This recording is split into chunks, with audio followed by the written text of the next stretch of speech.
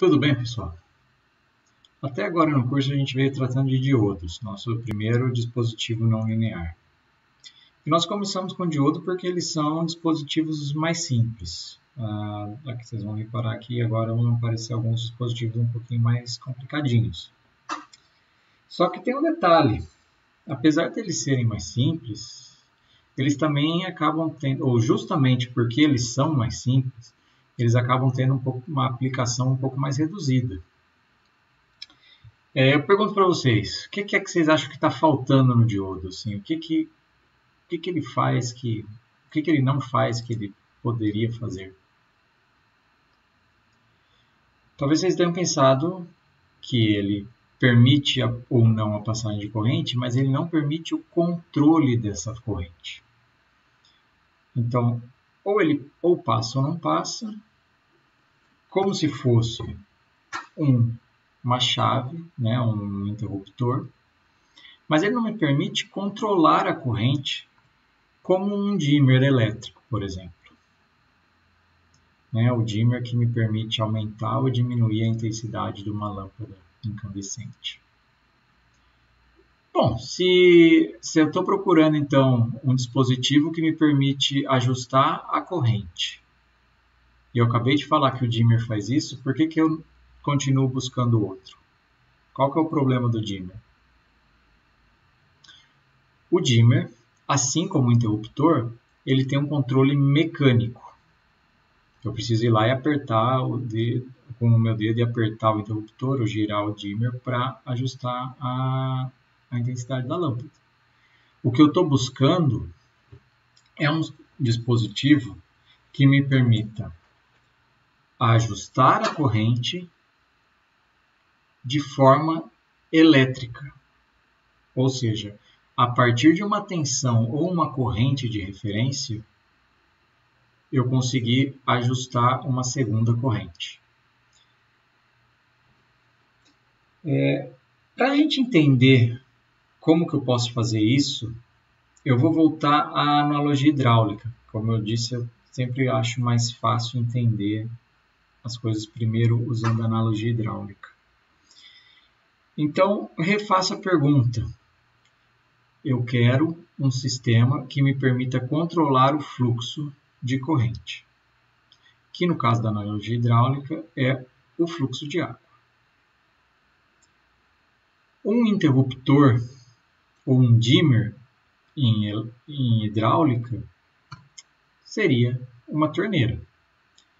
Conforme eu giro a manivela, usando minha mão, eu abaixo ou levanto essa borrachinha, né, que ajusta a válvula. E com isso, tendo um maior ou menor espaço entre o que eles chamam aqui de lavatório e válvula, eu tenho maior fluxo ou menor fluxo de corrente, ou seja, maior ou menor fluxo de água.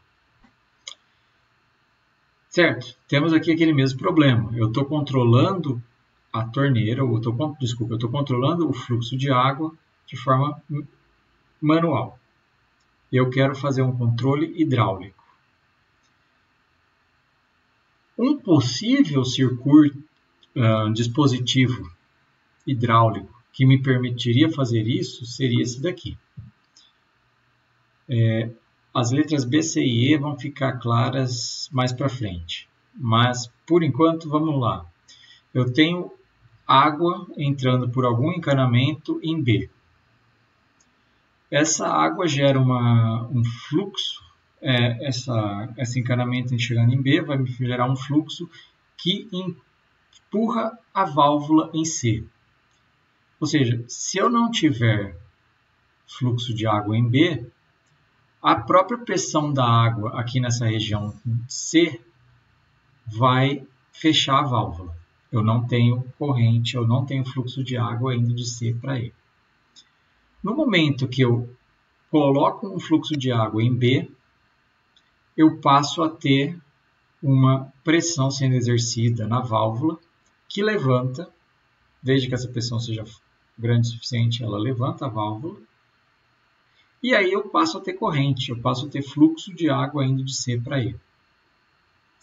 E note que como o diâmetro da tubulação entre C e E é bem maior do que entre B e C, eu tenho bem mais água, eu tenho bastante água passando de C para E, eu tenho só um pouquinho de água para controlar a válvula.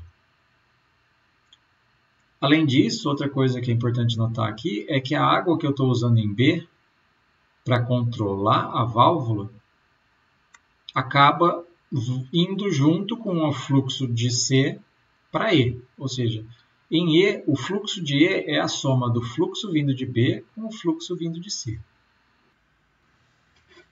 Bom, esse dispositivo que a gente acabou de ver nos mostra como fazer um controle do fluxo de água com outro fluxo de água. E a pergunta agora é, como que eu faço um controle elétrico da corrente elétrica? Essa pergunta começou a aparecer já no começo do século passado e uma das primeiras soluções foi proposta por Lee de Frost em 1907, que era a válvula. Então, para a gente entender a válvula, vamos primeiro entender o funcionamento do diodo da válvula, já que a gente já conhece o diodo semicondutor. A válvula diodo, ela era composta por um tubo com vácuo dentro dele, né?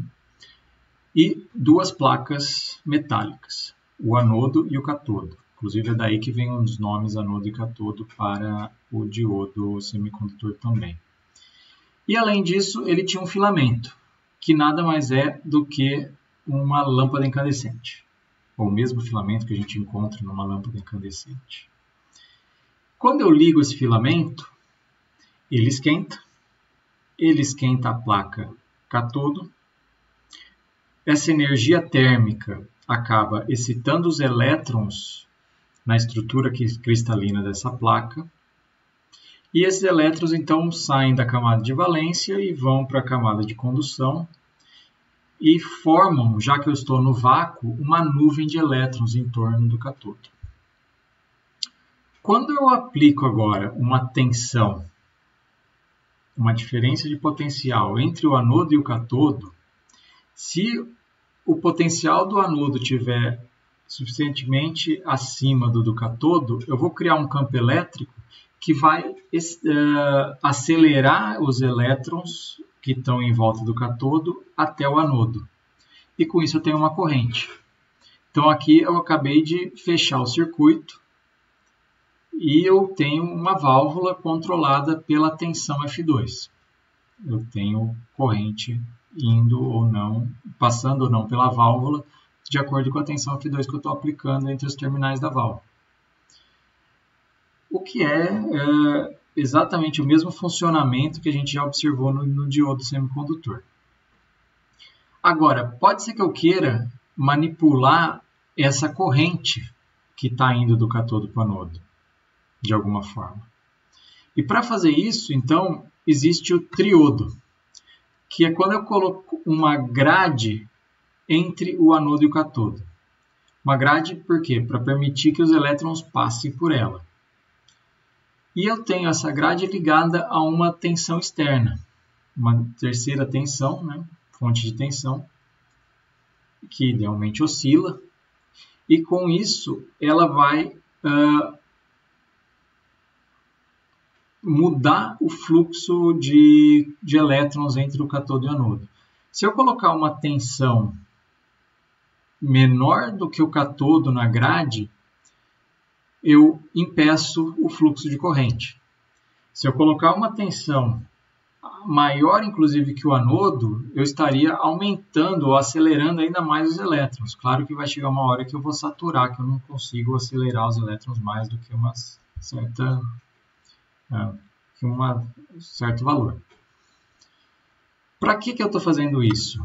Porque eu quero ter uma situação onde eu entre com um certo sinal, e esse sinal está entrando aqui em VE, e esse sinal vai modular a corrente que está passando entre o catodo e o anodo, e aí ele acaba modulando o sinal na minha saída, e com isso amplificando esse sinal. Então, era assim que era usada a válvula. E por que a gente não continua usando a válvula, então? Qual que era o problema da válvula? O principal problema da válvula era o seu elevado consumo elétrico. Por causa desse filamento que precisava esquentar, eu tinha ali muito de energia que estava sendo basicamente jogado fora, né? Então, o consumo era elevado e também demorava para ele entrar em regime, ou seja, esse filamento precisava primeiro esquentar. Então, talvez vocês forem conversar com os avós de vocês que tinham rádio, que talvez tenham tido a oportunidade de usar um rádio a válvula, ou talvez os bisavós, não sei. Eles vão te contar que eles tinham que ligar o rádio e esperar um tempinho até que o rádio esquentasse, para ele poder escutar a transmissão.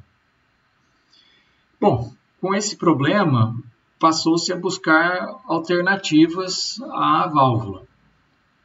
E a primeira patente de algo equivalente à válvula, mas em estado sólido, ou seja, com semicondutores, apareceu por volta de 1925, por Lilienfeld. E ele já se baseava num princípio chamado princípio de efeito de campo. Em 1936, Oscar Wilde também tinha uma patente de algo muito parecido ao que hoje a gente tem com os dispositivos de efeito de campo também. Só que essas duas pessoas não conseguiram, de fato, produzir um dispositivo funcional. Isso só foi acontecer em 1947, depois que essas patentes deles já tinham caído. E isso foi feito por Bardeen, Brattain e Shockley, que trabalhavam no Bell Labs. O que eles fizeram foi usar germânio e ouro, e na conexão entre o germânio e o ouro, eles conseguiam, através de variação na tensão entre essas três conexões, conseguir variar a corrente que estava passando por ali. Então, esse efeito que eles acabaram descobrindo foi o que se chamou de efeito de transcondutância. Por quê? Porque através de uma variação de tensão eu conseguia variar a corrente que passava pelos dispositivos. Bom, esses dispositivos, como os desenvolvidos pelo grupo do Shockley no Bell Labs, hoje são conhecidos por Bipolar Junction Transistors, ou BJT em inglês, ou transistor de junção bipolar, TBJ em português. E não sei se vocês repararam, mas até agora eu não tinha falado o nome transistor, porque foi nesse momento que se criou o nome transistor. E tem uma história até engraçada, né? Da onde vem esse nome? E ele vem de um cara, foi feito um concurso dentro do Bell Labs para escolher o nome desse novo dispositivo que tinha sido desenvolvido lá. E a pessoa que propôs esse nome, ele falou, olha, o resistor funciona por resistência e chama resistor. O capacitor funciona por capacitância e termina com OR, né? Indutor é a mesma coisa. Já que esse cara aqui, o BJT, funciona pelo efeito de transcondutância, vamos chamar ele de transistor. E assim ficou. Então, daí vem esse nome do transistor. Os BJTs começaram a ser fabricados e comercializados em 1951. Mas até aquela época, naquele começo, eles ainda eram bastante instáveis e acabavam tendo muito poucas aplicações, né? Lá para 55, 57, é que eles estouraram de fato. E aí eles começaram a ser muito usados para equipamentos em miniatura. Por exemplo, rádio portátil e coisas do gênero. E, claro, daí para frente eles começaram a ser usados mais e mais na indústria de eletrônicos. Esse primeiro protótipo do grupo do Shockley era feito, como eu disse, com germânio e ouro. Mas com o desenvolver do produto, ele acabou sendo construído com silício e da mesma forma que o diodo com dopagem, né? Então a gente, no fim das contas, tem um elemento com 3 camadas, com um sanduíche, né, de camada tipo N, tipo P, tipo N, ou pode ter também o inverso, que é PNP. E existem diversos tipos de transistores que foram desenvolvidos no período logo depois dessa patente do primeiro transistor. Vários deles são usados hoje em dia para diferentes funções e tal.